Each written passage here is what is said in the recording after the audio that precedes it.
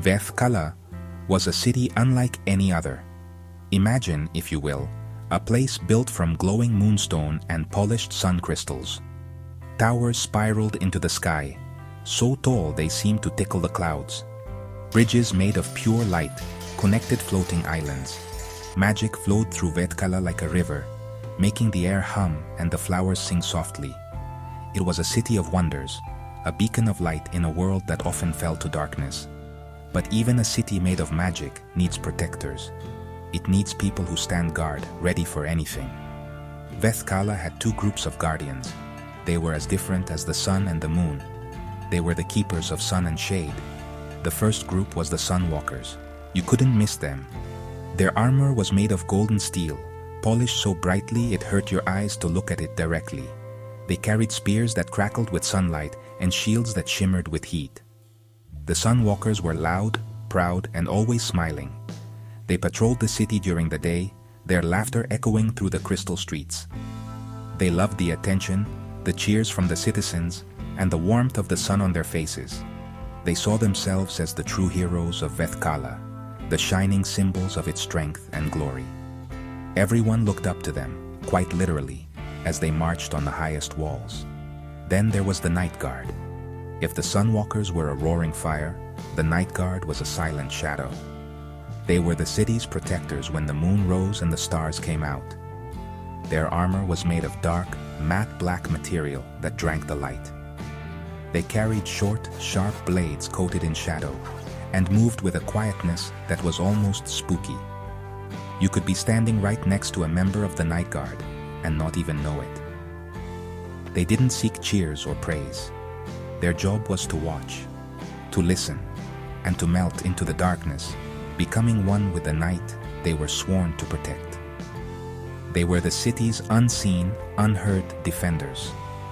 These two groups were essential for Veth Kala's safety. The Sunwalkers handled the bright, bustling day. They managed the crowds, stopped petty squabbles, and made sure the city's daytime magic flowed without a hitch. Their presence was a comfort to the people. But when the sun dipped below the horizon, a different kind of duty began. The Night Guard took over. They watched for threats that crept in under the cover of darkness. They guarded against creatures of the night and spells woven from shadows. The city needed both the bright shield of the day and the silent cloak of the night. It needed its keepers of sun and shade, even if one group got all the credit. The changing of the guard happened at dusk. It was supposed to be a moment of shared purpose, a symbolic passing of the city's protection from one hand to another. But honestly, it rarely felt that way. As the last rays of sunlight painted the sky orange and purple, the Sunwalkers would march back to their barracks, full of swagger. They'd pass the Night Guard assembling in the main plaza. It was here that the teasing always began. The Sunwalkers, led by a particularly arrogant captain named Helios, would puff out their chests and smirk. They saw the Night Guard as little more than glorified watchmen, afraid of the bright light of day. "Look, the shadows are crawling out to play," Helios would boom, his voice dripping with mockery. His fellow Sunwalkers would chuckle. "Try not to fall asleep on your watch, or trip over your own feet in the dark." The taunts were always the same. They called the Night Guard Gloomstalkers or Cave Dwellers. They made fun of their quiet nature, mistaking silence for weakness. They joked that the Night Guard's greatest enemy was probably a stubbed toe in the dark. The Night Guard never responded. They simply stood there, their faces hidden by their cowls, their silence a stark contrast to the Sunwalkers' loud jeers. It was a daily ritual of disrespect. Reshk, the leader of the Night Guard, felt the sting of these words most of all. He was a veteran guard, with eyes that had seen more real threats in one night than Helios had seen in a lifetime of sunny patrols. Reshk was lean and wiry, not tall and brawny like the Sunwalkers. His strength wasn't in brute force, but in patience and strategy. He knew every shadow in Veth Kala by name. He could tell by the whisper of the wind if something was amiss. He taught his guards to be the same, observant, patient, and deadly when necessary. He endured the mockery for the sake of his team and the city, but a quiet frustration simmered beneath his calm exterior. The citizens of Vethkala, unfortunately, followed the Sunwalkers' lead. They saw the bright, shiny guards and cheered. They barely noticed the night guard slipping into their positions. To most people, the night was a time for sleep, not for danger. They didn't understand the subtle threats that Reshk and his team faced every single night. The Sunwalkers were celebrities. The Night Guard were ghosts. This imbalance created a deep rift between the two groups. The Sunwalkers believed they were superior, and the Night Guard felt undervalued. This lack of respect was a weakness in the city's defense, a crack in its shining armor. The attack came on the night of the twin moons, a time of potent magic. It was swift and unexpected. There was no warning, no clarion call. One moment, the city was sleeping peacefully under the silvery glow. The next, chaos erupted. Creatures made of solidified nightmare and jagged obsidian claws swarmed over the western walls. They were silent, like the Night Guard, but their silence was full of malice. They didn't roar or scream. They just moved, a tide of living darkness, their only sound the scraping of their claws on the moonstone walls. They were invaders from the deep, dark places of the world, drawn to Vethkala's light. The Sunwalkers were caught completely off guard. They were roused from their beds, sleepy and confused. Their golden armor, so impressive in the daylight, was a liability in the dark. It gleamed under the moonlight, making them perfect targets for the shadowy invaders. Their sun-forged spears sputtered. Their light-based magic weakened without the sun to power them. They were used to fighting in wide-open spaces, with clear lines of sight. But the creatures used the city's own shadows against them, appearing and disappearing in the blink of an eye. The proud Sunwalkers were clumsy, loud, and ineffective. Panic began to set in. Helios, the boastful captain, was in over his head. He shouted orders, but his voice was tight with fear. "Form a line, shields up, blind them with light." But the creatures had no eyes to blind. They were darkness itself. The Sunwalkers' formations, so perfect on the parade ground, broke apart as the invaders swarmed them from all sides. Helios swung his spear, but it was like fighting smoke. For every creature he managed to strike, two more would appear behind him. His confidence evaporated, replaced by the cold dread of failure.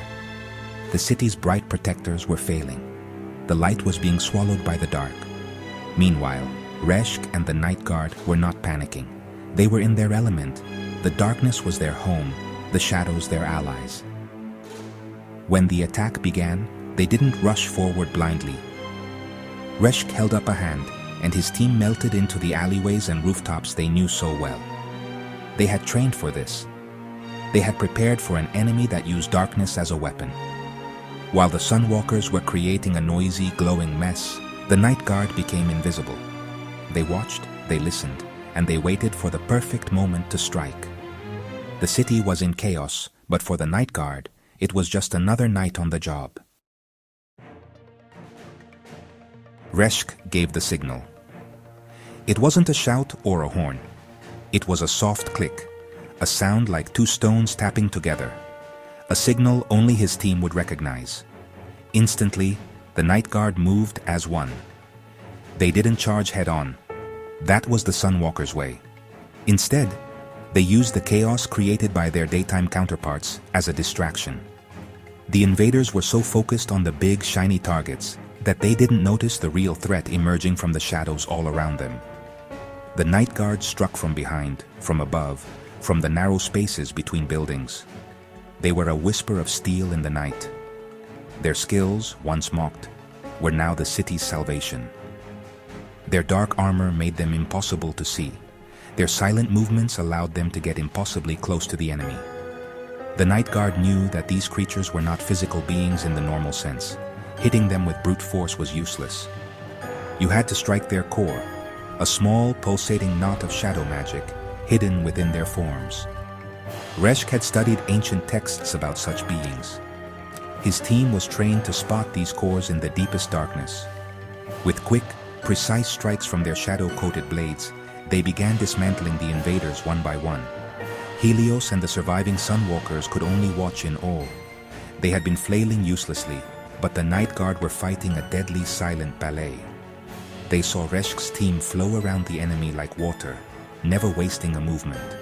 A night guard would appear from a dark corner, dispatch a creature with a single elegant thrust, and vanish back into the gloom before another could react.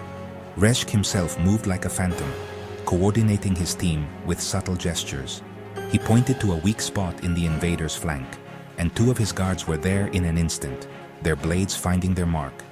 It was a masterclass in stealth and precision. The tide of the battle turned.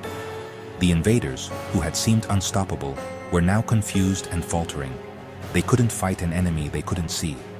The Night Guard systematically eliminated them, working their way from the outer walls back toward the city center. They herded the creatures, using their knowledge of the city's layout to trap them in contained areas. Within an hour, the last of the obsidian monsters dissolved into a harmless puff of black smoke. The attack was over. The silence that fell over Vetkala was no longer menacing. It was the sound of safety, earned by the quiet guardians of the night. As the first light of dawn touched the highest towers of Vetkala, the scene was clear. The city was saved. The streets were littered with the fading remnants of the shadow creatures. The Sunwalkers stood exhausted and humbled, their golden armor scuffed and dented. Many were wounded. Then, the Night Guard emerged from the shadows. They were tired, but they stood tall. There were no cheers for them, not yet. There was only a stunned silence. The city was waking up to a victory they hadn't witnessed, won by heroes they had never truly seen. The morning air was crisp and clean, washing away the fear of the night. Helios, his arrogance shattered, walked slowly toward Reshk. His polished helmet was gone, and his face was smudged with dirt and shame. He stopped in front of the Night Guard leader. For a long moment, he said nothing. Then, he did something no one in Vetkala had ever seen a Sunwalker do. He bowed. It wasn't a shallow nod. It was a deep, formal bow of respect. "We were fools," Helios said, his voice quiet and hoarse. "We were proud and blind. Your skill, your courage, you saved this city. You saved us." The other Sunwalkers followed his lead, bowing their heads to the Night Guard. Reshk looked at Helios and the humbled Sunwalkers. He saw no triumph in their defeat, only an opportunity. He simply nodded. "You fought bravely," Reshk said, his voice calm and even. "But you fought an enemy of the dark. We are of the dark. We simply knew the battlefield better." He extended a hand, not in challenge, but in partnership. The city needs both of us. It needs the sun and the shade. Let us teach you what we know of the night, and you can teach us what you know of the day. Together, we can be whole. Helios looked at the offered hand and grasped it firmly. It was a handshake that would change Vetkala forever. From that day forward, everything was different. The Sunwalkers no longer mocked the Night Guard. Instead, they trained with them. The Sunwalkers taught the Night Guard how to fight in open field formations, and the Night Guard taught the Sunwalkers the art of stealth and ambush.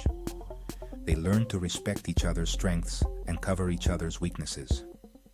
The changing of the Guard became a true ceremony of unity. They were no longer two separate groups, but two halves of a single, stronger shield. Vetkala was safer than ever, protected not just by its keepers, but by the respect and teamwork that now bound them together as one.